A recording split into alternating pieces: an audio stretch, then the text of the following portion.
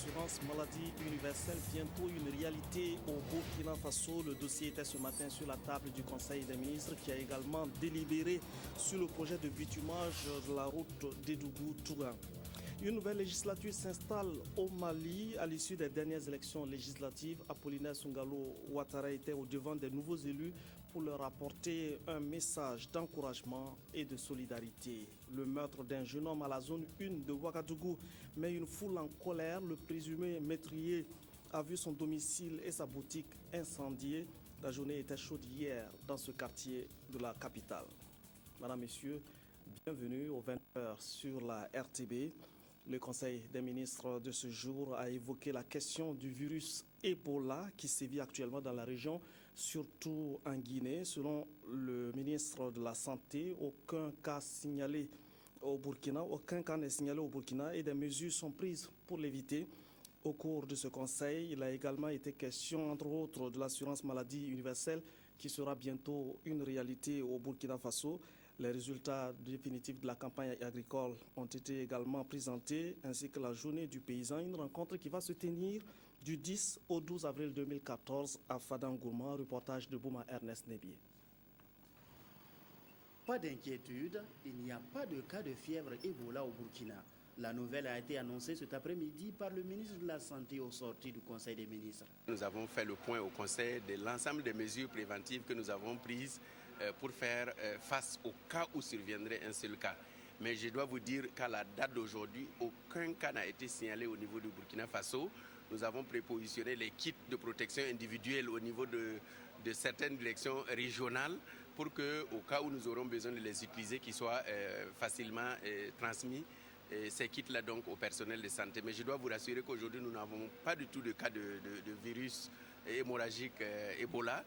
Et donc, nous avons tout simplement dit au Conseil des ministres toutes les mesures que nous avons prises en termes donc, de transmission des informations aux directions régionales de la santé, y compris les fiches de notification, en termes de prépositionnement des kits et en termes de renforcement de la surveillance épidémiologique tout simplement. L'assurance maladie universelle sera bientôt une réalité au Burkina. Le gouvernement vient d'adopter au cours de ce conseil le projet de loi. Ce dossier, avec cet avant-projet de loi, pose un cadre juridique permettant de mettre en place un mécanisme d'assurance maladie universelle qui a pour objectif fondamental d'étendre la protection sociale à toute la population, mais surtout de faciliter l'accès aux soins de santé. Au cours du Conseil, il a été également question des résultats définitifs de la campagne agricole 2013.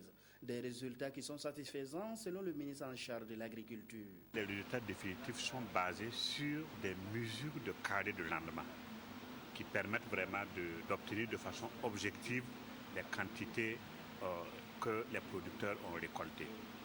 Alors, ces résultats définitifs confirment à peu près les résultats prévisionnels parce que nous avons obtenu une production nationale d'environ 4 800 000 tonnes et cette production est quasi similaire à la production de la campagne passée, c'est-à-dire la campagne 2012.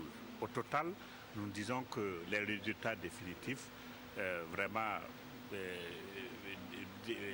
dessinent une situation quand même satisfaisante pour les ménages burkinabés.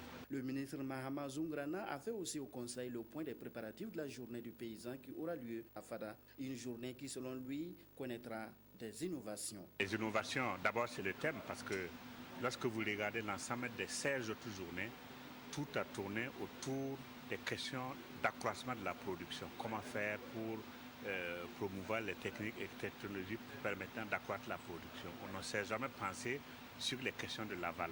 C'est pour ça que cette année, le thème sur la transformation constitue vraiment une innovation.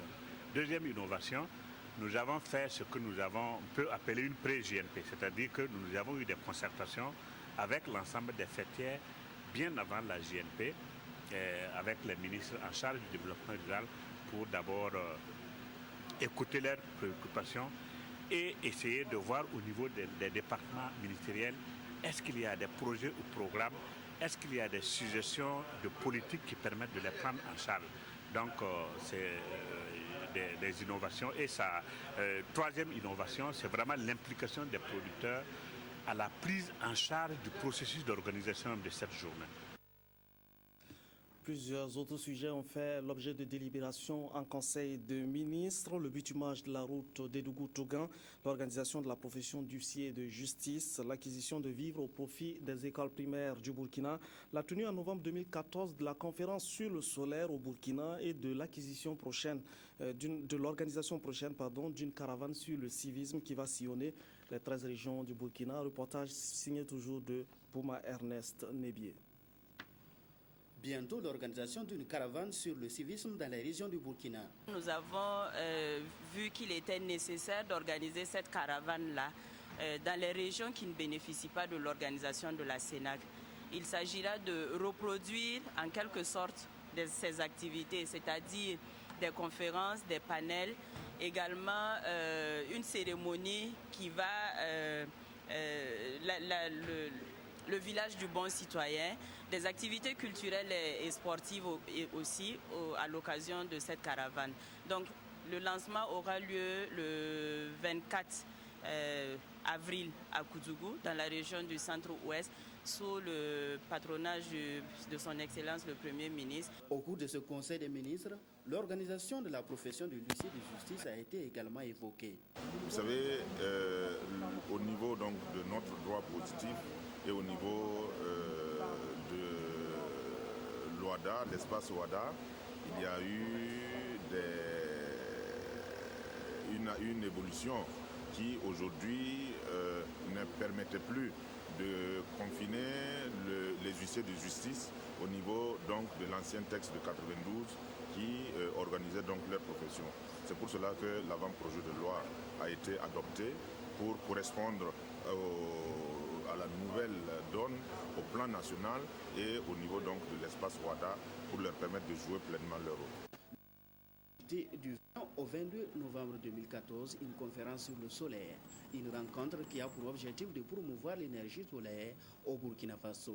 C'est une information que le ministre en charge des mines et de l'énergie a donnée au cours du Conseil des ministres. Il a également fait cas de l'électrification de l'île Gomdé, localité située non loin de Ouayouia. Le président du Faso a pris la décision d'électrifier les localités et surtout de densifier l'électricité au niveau des zones périurbaines.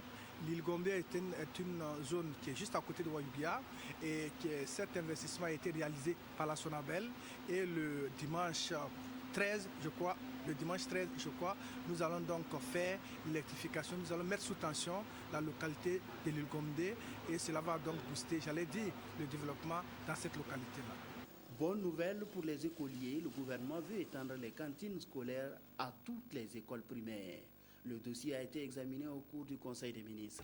Un appel d'offres ouvert qui concerne 1,4 milliard de francs CFA. Au profit bien sûr des cantines scolaires pour nourrir les élèves du Burkina. Il faut reconnaître qu'actuellement on est à peu près à un taux de couverture de 95%.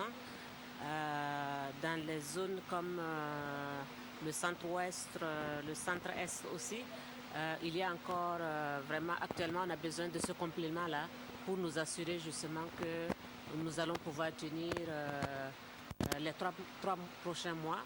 Une autre nouvelle qui va soulager les ressortissants de Sourou et les transporteurs routiers de la localité est celle du bitumage de la route d'Edougou-Tougan dont les travaux vont débuter bientôt. Nous avons atteint au jour d'aujourd'hui une phase où nous allons... La prochaine étape maintenant, c'est de faire en sorte qu'au niveau du bailleur de fonds, les financements puissent être mis en vigueur. Mais en attendant, nous avons anticipé, nous avons préparé les dossiers d'appel d'offres. Nous avons déjà soumis les dossiers d'appel d'offres aux bailleurs de fonds pour avis. Dès que nous aurons ces avis, nous allons les lancer et nous pensons objectivement pouvoir démarrer ces travaux au sortir de la saison des pluies 2014. C'est un peu ça notre ambition. Nous souhaitons que les choses se passent bien et que nous puissions véritablement lancer les travaux au sortir de la saison des pluies, donc en fin septembre, début octobre, de manière à ce que ce soit une réalité tangible pour tous les ressortissants du Sourou. À la suite des délégations gouvernementales, nous poursuivons le tour du Burkina avec les ministres pour présenter les mesures sociales du gouvernement et pour recueillir les réactions des populations sur ces efforts exceptionnels qui vont coûter 110 milliards de nos francs. Le ministre d'État Arsène Bognesan Yé et Nissa Isaïe Konaté étaient dans les provinces donc, de Solenzo, de Bourmont. Reportage Amadou Lougué. D'abord en français et ensuite en langue djoula, les deux ministres Arsène Bognesan Yé et Nissa Isaïe Konaté ont expliqué de long en large aux ressortissants de la province de Banwa et à ceux de la province de Balé les récentes mesures prises par le gouvernement. L'augmentation des frais de stage, la révalorisation des indemnités des agents de la fonction publique, la création d'emplois pour les jeunes, l'octroi d'un mois de pension aux retraités, bref, autant d'actions qui ont coûté au budget de l'État plus de 110 milliards de francs CFA. Effectivement, c'est des préoccupations des gens de savoir où le gouvernement a pu tirer les 117 milliards pour financer les nouvelles mesures sociales prises. Je vais dire simplement que c'est un réaménagement budgétaire qui a été opéré. Le chef du gouvernement a demandé à chaque ministre de faire un réaménagement en fonction des priorités du ministère, des actions qui sont menées, qui sont prévues au cours de l'année 2014, de voir quelles sont les actions qui peuvent attendre un peu, puisque les mesures sociales par essence, ce sont des mesures urgentes. Et donc, il s'est agi de faire des réaménagements ministère par ministère pour la prise en compte de ces mesures sociales-là. Exposé suivi d'échanges. À Solenzo comme à Bourmont, les participants à la rencontre ont dans l'ensemble salué la démarche du gouvernement et les multiples efforts déployés pour lutter contre la pauvreté. Nous sommes satisfaits du 13e salaire. Je souhaiterais que ce soit un 13e salaire institué chaque an. Dans les communes rurales, il nous a donné l'ordre de recruter essentiellement 100 jeunes au profit de UMO. Alors que la demande est très forte. Moi, dans ma commune, j'ai 2000 inscrits pour les 100 places. Vous voyez que ce n'est pas facile. Donc, je suggère que si ça peut aller à 500, pour au moins satisfaire un temps soit peu les populations. Ce qui nous tient à cœur présentement, c'est la pérennité en fait, des mesures prises. C'est un peu ça la grande interrogation. Et puis aussi il y a la sécurisation de l'emploi au niveau du secteur privé. En tout, 28 personnes à Bourmont et presque autant à Solenzo sont intervenues pour apporter leur contribution aux échanges. Les doléances posées seront examinées par le gouvernement, a rassuré la délégation ministérielle conduite par Arsène Bognesan Yé. Le même message a été adressé aux populations du Nayala, de la Kossi et du Moun. Le ministre Abel Toussaint Koulibaly était au devant des populations pour faire comprendre la portée des mesures sociales prises par le gouvernement. Reportage signé de Francis Tien. Ces échanges à bâton rompu avec le ministre Toussaint Abel Koulibaly ont permis aux forces vives du Nayala, de la Kossi et du Moun d'en savoir davantage sur les mesures sociales prises par le gouvernement.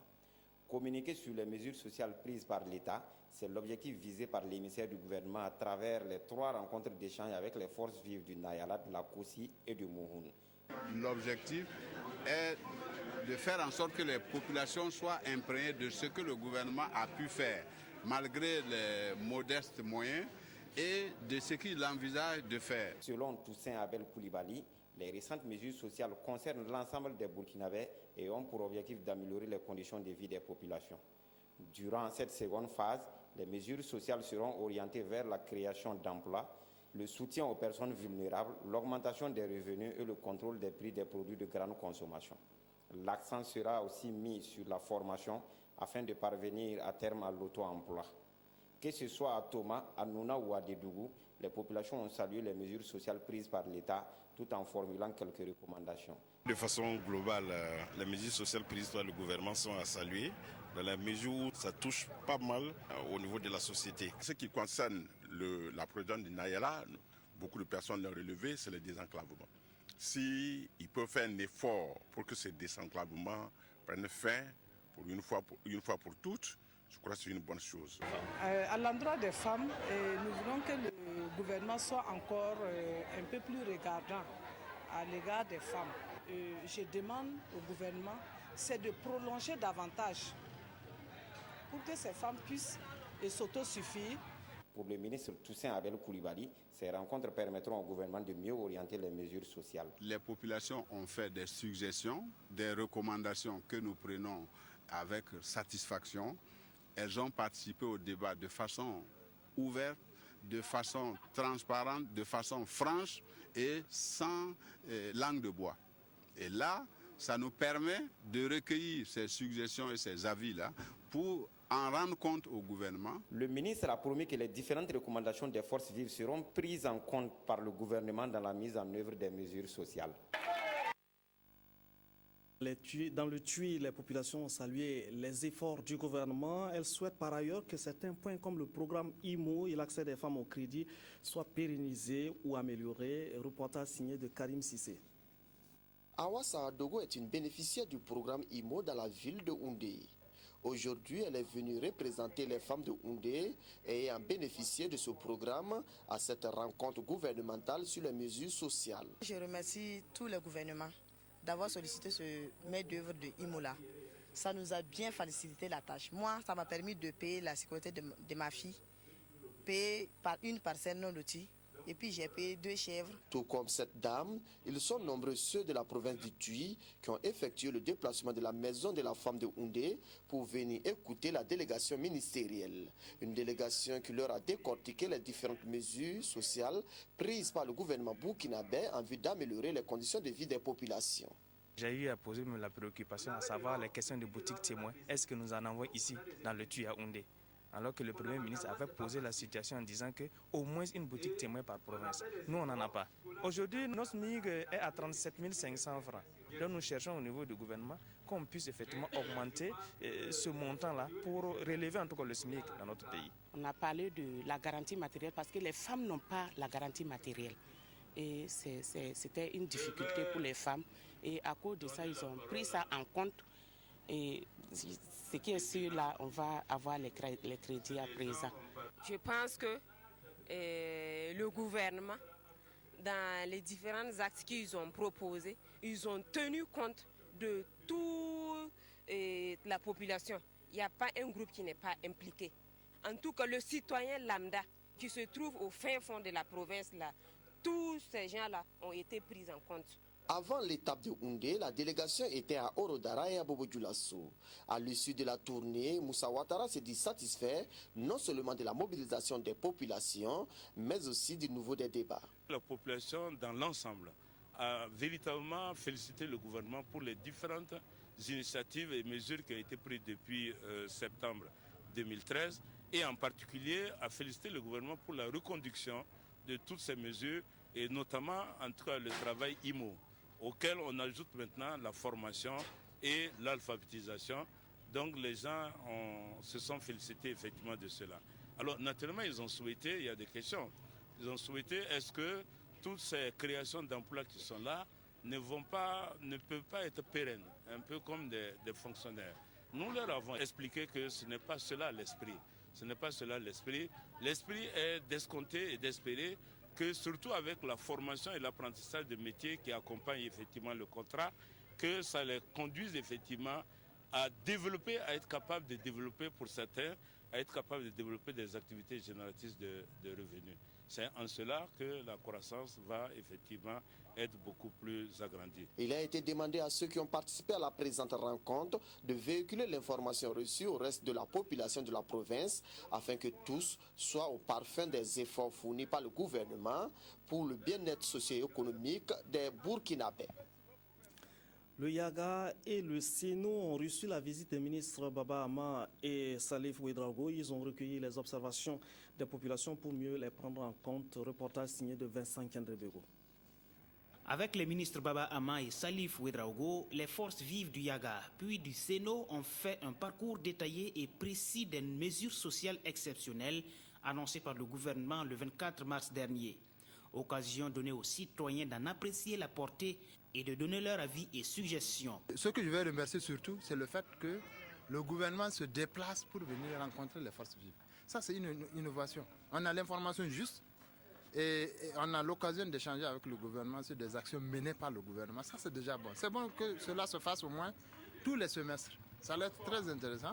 Malheureusement, c'est des occasions rares. En plus des 83 595 travailleurs de IMO dont les contrats ont été reconduits, près de 20 000 emplois sont à pourvoir dans divers domaines et à tous les niveaux de formation, l'objectif étant de trouver une occupation rémunératrice à la jeunesse. Et pour soutenir l'entrepreneuriat, une ligne de crédit de 5 milliards de francs CFA est mise en place pour les femmes, 5 autres milliards au profit des associations du secteur informel. Au forum de Banfora, le président quand même a répondu favorable et ils ont dit que c'est 5 milliards et quelques qui sera mis à profit pour les crédits et pour l'entrepreneuriat féminin. Je trouve que vraiment toutes ces mesures-là sont à saluer.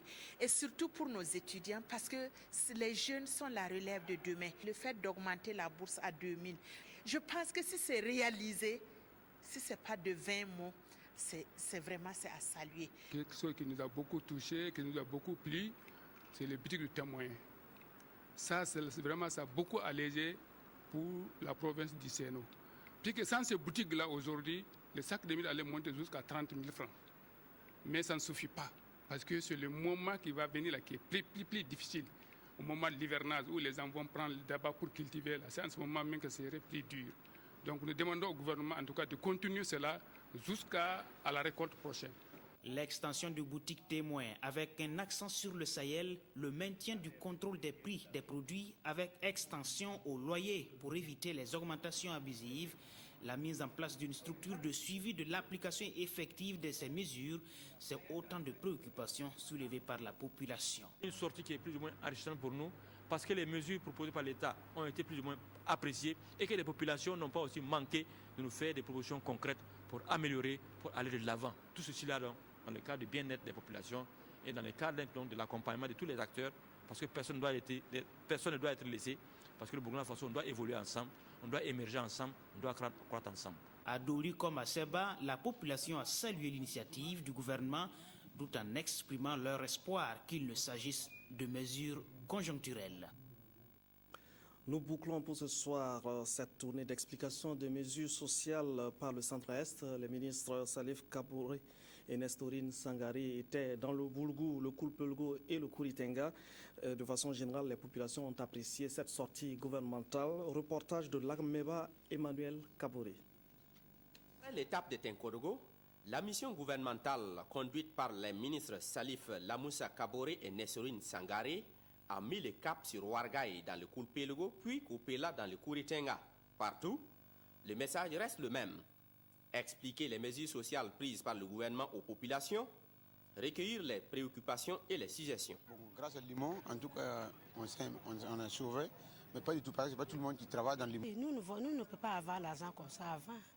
Ce qu'aujourd'hui là, c'est beaucoup. Mais on a monté le nombre, que tout le monde peut avoir un peu, se débrouiller. Nous attendions vraiment cette mission d'explication parce qu'on entendait qu'il y a des mesures, mais comme on ne comprenait pas grand-chose. Aujourd'hui qu'on a eu vraiment des éclaircissements, nous comprenons mieux. On vient d'apprendre qu'on aura 1 mois de salaire. Et 1 mois de salaire, c'est ce que le président a voulu savoir, mais qu'on n'a pas bien répondu. Est-ce que c'est une seule fois ou bien est-ce que ça serait répété à toutes les fois? Bon, on n'a pas eu cette réponse, mais déjà même, nous trouvons qu'en songeant à nous-mêmes, c'est déjà quelque chose de bien. La mission gouvernementale dans la région du Centre-Est a fait le tour des 3 provinces, le Boulgou, le Koulpelgo et le Kouritenga. Elle tire son bilan. On peut dire que nous avons atteint nos objectifs. Les objectifs qui nous avaient été assignés lorsque le Premier ministre a décidé de cette mission, c'est de faire de telle sorte que les forces vives, les autorités coutumières religieuses s'approprient les mesures sociales prises lors du Conseil des ministres du 24 mars dernier et que ces informations puissent être relayées auprès de la population. De façon générale, et les populations et la mission apprécient de tels échanges. Les populations souhaitent que de telles rencontres se multiplient. Pour la mission, toutes les préoccupations seront soumises au Conseil des ministres pour d'éventuelles solutions. Le Burkina Faso dispose désormais de sa loi d'orientation sur le développement durable. Les députés l'ont adoptée hier à l'Assemblée nationale. C'est une loi qui préconise une nouvelle approche en matière de développement durable par la prise en compte de 3 piliers fondamentaux, à savoir l'environnement, l'économie et le social. Elle introduit également la constitution d'un fonds pour les générations futures. Reportage Sourinoma Ibrahim Digma. C'est la concrétisation d'une des recommandations fortes issues des États généraux sur l'environnement et le développement durable tenus à Ouagadougou en novembre 2011. Le Burkina Faso se dote d'une loi après l'adoption de la politique nationale de développement durable courant 2013. Et à l'Assemblée nationale, ce sont 3 commissions générales qui ont été saisies pour travailler sur le projet. Après examen du projet de loi, dont l'objectif est de permettre au Burkina Faso d'avoir un cadre juridique unifié et de consolider les actions du gouvernement et de ses partenaires en matière de développement durable, la Commission de développement économique et de l'environnement, convaincue de sa pertinence, recommande à la plénière son adoption avec les amendements joints en annexe. C'est un projet de loi induisant des innovations que le ministre en charge du développement durable est venu défendre devant la représentation nationale. D'abord, le premier intérêt, c'est que nous sommes maintenant en conformité avec nos engagements internationaux. Et deuxièmement, l'adoption de cette loi, ça induit une nouvelle vision, une nouvelle approche en matière de développement. Pourquoi? Parce que vous savez que nos activités humaines, qu'elles soient individuelles ou collectives, la notion de durabilité doit être prise en compte, doit être intégrée. Et la cause de la durabilité est entendue à l'hémicycle, article par article, puis dans son ensemble, le projet de loi d'orientation portant développement durable au Burkina Faso est adopté à l'unanimité des 83 votants du jour. Le président Apollinaire Sungalo Ouattara était à Bamako. Il était invité à l'ouverture de la toute première session ordinaire de l'Assemblée nationale du Mali. La toute première session après des élections organisées dans un contexte fragile. Le président de l'Assemblée nationale burkinabé est allé apporter un message de solidarité et de soutien. Kwame Bama, Zoumana Traoré et Sylvain Vebamba. Aéroport international de Bamako, le président de l'Assemblée nationale du Burkina est accueilli en fin de matinée par son homologue du Mali. Salutations et échanges entre les 2 présidents d'institutions parlementaires, l'entame est donnée pour la cérémonie d'ouverture en fin d'après-midi des travaux de la session du Parlement malien. Aucun député ne veut se faire compter l'événement, c'est historique, c'est symbolique, cette session ordinaire est la toute première après des élections réussies en 2013 dans un contexte fragile. Le président Issaka Sidibé mesure l'enjeu devant témoins au nombre desquels le président invité de l'Assemblée nationale du Burkina. C'est dire aussi que la représentation nationale jouera toute sa partition au fin de contribuer à la résolution définitive de la crise dans le nord du pays et à l'édification des bases d'une véritable réconciliation nationale. À ce nouveau départ démocratique, le président du Parlement burkinabé apporte soutien et solidarité. Sungalo Apollinaire Ouattara salue les progrès accomplis dans le processus de réhabilitation des institutions républicaines et porte le message du Burkina, toujours aux côtés du Mali. J'ai aussi l'agréable devoir de vous transmettre le message fraternel et amical des parlementaires, de tout le peuple burkinabé et de son excellent monsieur Blaise Compaoré, président du Faso, qui a pris fait et cause pour le peuple malien et qui continue à œuvrer pour la consolidation de la paix et de la démocratie, pour un Mali plus que jamais réconcilié avec son histoire et sa destinée dans la sous-région, sur le continent africain et dans le reste du monde. Le message du président Ouattara est très fortement apprécié. Les députés maliens, toutes personnalités, toutes classes politiques confondues, ne manquent pas de reconnaître les efforts du Burkina dans la résolution de la crise. Le Burkina et le Mali, c'est 2 pays frères depuis de longues dates. Vous savez, le président Blaise Compaoré il est d'ailleurs toujours le médiateur pour la crise malienne. Il est venu ici au secours des Maliens et c'est vraiment le même pays. Et le message que le président a émis au courant de son discours nous a vraiment honorés. Ça veut dire que tout ce que le Burkina a fait, nous en sommes reconnaissants. C'est un très grand honneur pour nous de recevoir le président du Parlement burkinabé. Marque de solidarité, d'amitié, je crois que c'est très fort et il faut le souligner. Et là aussi, c'est une occasion de remercier l'ensemble du peuple burkinabé pour son action, pour son accompagnement. Tout en faisant noter que l'action parlementaire doit avoir pour finalité la construction d'un état de droit démocratique, le chef du Parlement burkinabé a formulé le vœu que les parlementaires du Mali légifèrent dans le but ultime de répondre quotidiennement aux attentes des populations. Le Burkina participe aux efforts de paix au Mali, mais aussi au Darfour à travers ses forces armées. Le bataillon Lafi 5 revient justement du Darfour. Il a reçu les hommages des autorités militaires du Burkina Faso.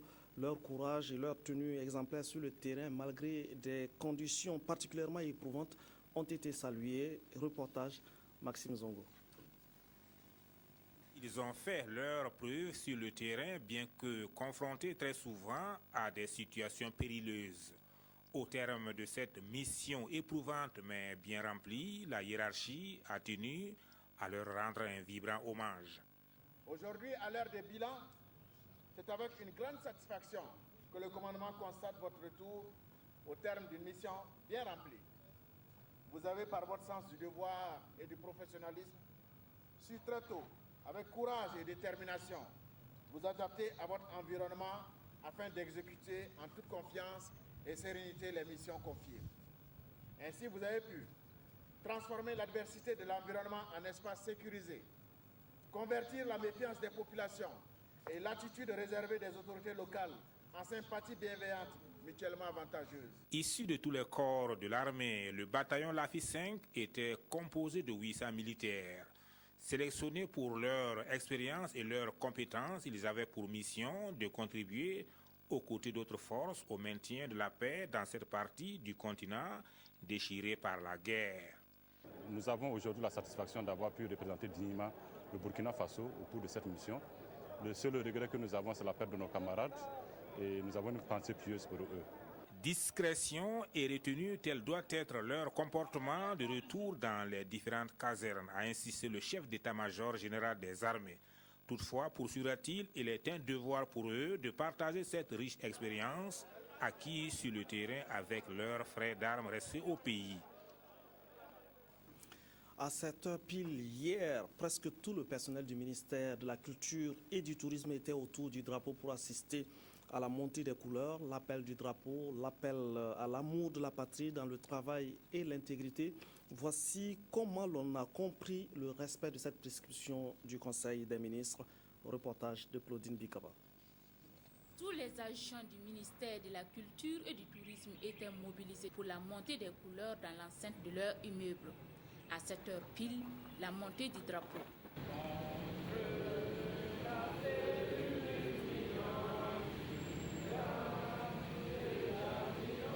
C'est une décision au niveau national, gouvernemental, de pouvoir de faire en sorte que dans l'ensemble de nos services, on puisse vraiment, satisfaire à cet acte de patriotisme, qui est donc la montée des couleurs de façon régulière désormais dans toutes nos administrations. À la question de savoir s'il y avait une nostalgie de la Révolution, le secrétaire général du ministère répond. Bien avant la Révolution, le drapeau était là. Du temps où c'était le noir, blanc, rouge, c'est la même chose. On chantait le Fier Revolta en son temps. Alors la Révolution est également venue avec sa touche particulière, qui était effectivement aussi de renforcer également ce patriotisme-là. Cette nouvelle décision d'amener toutes les populations à respecter les couleurs nationales, à commencer par l'administration, va sans nul doute faire renaître la fibre patriotique et susciter des idées révolutionnaires, chose dont le secrétaire général affirme ne pas être contre, car selon lui, les idées révolutionnaires font avancer les peuples. La journée de ce mardi 8 avril était particulièrement chaude à la zone 1 de Ouagadougou. Des populations sont allées à la chasse d'un présumé meurtrier. Cette foule, composée essentiellement de proches de la victime, s'est rendue au domicile et à la boutique de pièces détachées du présumé meurtrier. Ils y ont tout brûlé. C'est Sylvestre Da. Les stigmates des mouvements d'humeur sont encore visibles aux abords du marché 14 Yard au lendemain des faits.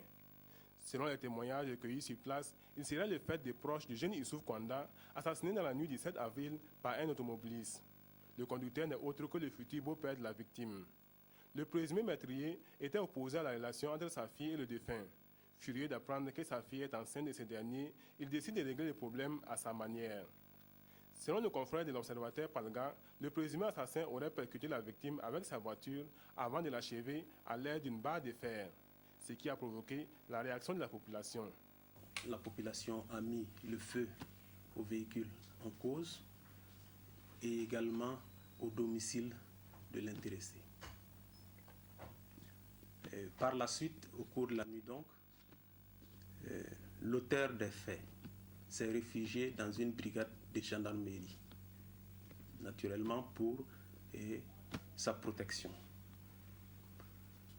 Aussi, la gendarmerie nationale donc a procédé, comme il se doit, à son transfèrement au niveau du parquet de Ouagadougou. Et la gendarmerie d'appeler les populations au calme, à la retenue et à faire confiance aux forces de l'ordre et à la justice.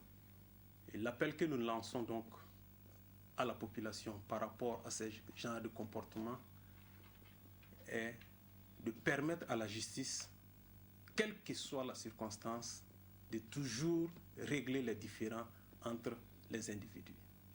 Un drame s'est produit, et c'est vrai, c'est douloureux, mais en rajouter, en détruisant des biens, en tuant d'autres personnes, n'est certainement pas la meilleure solution. Pire, c'est aggraver encore le sort de la famille éplorée. Les manifestants auraient poursuivi les mouvements d'humeur les 8 et 9 avril en détruisant les marchandises appartenant aux présumés auteurs de crimes et en s'attaquant aux concessions de ses parents. La gendarmerie précise que les enquêtes sont en cours pour situer les responsabilités. Le travail des enfants reste une vive préoccupation, surtout les pires formes de travail des enfants. Les politiques et les acteurs étudient le projet de mise en place d'un système de surveillance efficace du phénomène. Il devra permettre d'identifier les enfants et de les orienter vers des services adéquats de prise en charge. Reportage signé de Yolande Lompo. En vue de l'élimination des pires formes de travail des enfants, gouvernement et partenaires se donnent la main à travers la mise en place d'un système national de surveillance du travail des enfants au Burkina Faso. C'est un outil actif qui comporte des observations directes permettant d'identifier les enfants travailleurs, de déterminer les dangers auxquels ils sont exposés, de suivre ces enfants afin de s'assurer que des solutions de substitution satisfaisantes leur sont proposées. Vous savez, quand les enfants sont obligés de travailler, ils sont dans le système scolaire. Le travail des enfants aussi impacte sur la qualité de leur santé, leur épanouissement. Donc c'est sur leur avenir. Aujourd'hui, c'est vrai, pour des questions de revenus, les enfants sont obligés de se retrouver très tôt, dès le bas âge même, sur le terrain du travail, ce qui compromet leur avenir en termes d'éducation et de possibilités et d'opportunités de réussite dans le futur. Donc c'est un fléau et véritablement, il faut véritablement se donner les moyens de combattre ce fléau et garantir à nos enfants un avenir serein. La rencontre est organisée par le ministère de la Fonction publique du Travail et de la Sécurité sociale avec le soutien du Bureau international du travail et du projet Hercles. Et à l'issue des concertations, un comité technique restreint chargé de conduire le processus technique sera installé. Dans le Sanguier, l'arrivée des masques à Zamo a fait l'événement. C'est une fête coutumière qui donne à voir les véritables richesses culturelles de cette localité. Le Premier ministre Luc Adolphe Thiaou était présent pour marquer la volonté du gouvernement de promouvoir la culture par la pérennisation des valeurs ancestrales. Reportage Isaïe Parkouda. L'arrivée des masques de la brousse est une cérémonie coutumière dans cette commune rurale de Zamo dans le Sanguier. Organisée tous les 2 ans par la Société des masques de la localité, elle revêt un caractère religieux et constitue une école permanente où s'accomplit la socialisation de l'individu. Et cette sortie des masques est aussi une occasion pour les plus jeunes de se baigner dans la culture des masques, toutes choses qui participent à la pérennisation des valeurs des sociétés traditionnelles. Depuis l'ancien temps, nos grands-parents nous ont toujours dit que le masque vient de la brousse. Nos papas nous ont dit ça et pour nous, on continue de dire que le masque vient de la brousse. Quand on prend notre commune, effectivement, des 10 villages qui constituent la commune, à peu près 7 villages ont des sociétés de masques. Donc c'est la culture phare, j'allais dire, de la commune rurale de Zamo. C'est sous un soleil de plomb que la population assiste à ce spectacle des masques à représentation animale variée. Et pour le Premier ministre Luc Adolphe Thiaou, de tels événements sont à soutenir. Ces masques constituent à la fois une école C'est à la fois c'est là où les jeunes apprennent aux côtés des anciens les traditions, la discipline sociale. Il y a des villages qui ont déjà perdu totalement leur masque parce qu'ils ont arrêté donc les rites. C'est pourquoi il faut féliciter les villages qui arrivent encore aujourd'hui à préserver cela malgré toutes les charges, les dépenses que cela entraîne. La présente cérémonie ne consacre que l'arrivée de quelques masques. Dans les jours à venir, d'autres vont également faire leur apparition. Le monde paysan et les acteurs du développement rural réunis à Fada dans le cadre de la Journée nationale du paysan.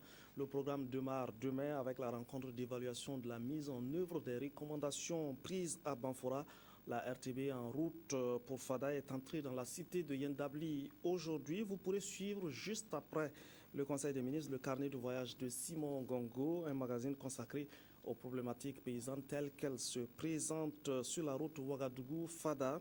En attendant, goûtons à la bière de Mille, le Dolo. C'est une boisson qu'affectionnent jeunes et adultes à Fada comme partout ailleurs au Burkina Faso. Lambert Soma et Nestor Youbari nous présentent. Le Dolo, vous en avez entendu déjà parler ou vous en consommez. C'est une bière traditionnelle faite à base de sorgho et qui est prisée par certaines populations. En pays gourmandier, comme dans de nombreuses sociétés africaines, il occupe une place de choix dans l'accomplissement des actes qui rythment la vie sociale. Il n'y a pas un événement, il n'y a pas une réjouissance, il n'y a pas une cérémonie où le Dolo ne rentre pas en jeu. En pays gourmandier, les enfants nés le premier jour de la préparation du Dolo s'appellent Konkwadi. Mais ceux qui naissent le troisième jour, c'est-à-dire le jour de la vente, portent un autre nom. Bon, c'est ça qu'on appelle le nom circonstanciel. C'est une fille, on dit Podama, elle est venue le jour où on voit du Dolo dans la famille. Ou Diadama, un garçon. Dans la ville de Fada, l'activité de dolotière se transmet de mère en fille. C'est depuis nos grands-mamans et moi aussi, j'exerce de faire le chapalo. Moi, j'ai appris à préparer le dolo par ma maman. Je suis venue trouver ma maman dolotière. Ici, chacun y trouve pour sa bourse. 100 francs. Bidon de 1 litre qui fait 200 francs. 1 litre et demi qui fait 300 francs. Et de l'avis des vendeuses, elles arrivent à s'en sortir tant bien que mal. Bon, un peu. Parce que c'est de là-bas, moi j'arrive à payer la scolarité de ma fille, sa santé et tout. Bon, un peu, ça va. Avec l'aide de ses filles et de ses belles-filles, Madame Kantagba Denise a fait de cette activité une véritable petite entreprise familiale. Elle vend du dolo 5 jours sur 7. Grâce à cette activité, je peux dire que je m'en sors. J'arrive à m'occuper de moi-même et de ma famille. En tout cas, je peux dire que ça va. Concernant les préjugés qui entourent les consommateurs, ceux-ci ont leur petite idée. Cabaret, on gagne le boulot là-bas, on gagne des amis là-bas. C'est pour ça qu'on prend le Tiapalo. Les gens qui prennent le Tiapalo, qui n'ont pas l'argent, ce sont des faux problèmes. Tiapalo, ça ne veut pas dire que tu n'as pas l'argent. C'est un plaisir. C'est un plaisir. Les gens sont en train de mentir. Ce qui m'amène au cabaret, c'est ça, c'est traditionnel, c'est une boisson, c'est une boisson naturelle. Et nous la buvons sans problème. Voilà. Et puis c'est un cadre beau. C'est très familial, quoi. Les difficultés que les dolotiers rencontrent se résument au manque d'eau et de sorgho germé. Au regard de l'engouement des populations pour cette boisson, nul doute que cette activité a encore de beaux jours devant elle. De la religion pour boucler cette édition, à Ouébia, la nuit du 22 mars était une nuit de louanges et de prières pour de nombreux fidèles. Chants, danses et autres actes d'adoration ont marqué cette rencontre de fidèles. La chorale française était soutenue par d'autres troupes venues de plusieurs localités, Ousmane Drabo et Sylvestre Da. Ils sont venus de Titao, de Goussi, de Yako et de Ouagadougou pour célébrer la nuit de louanges et d'adoration de l'église des Assemblées de Dieu de Ouébia.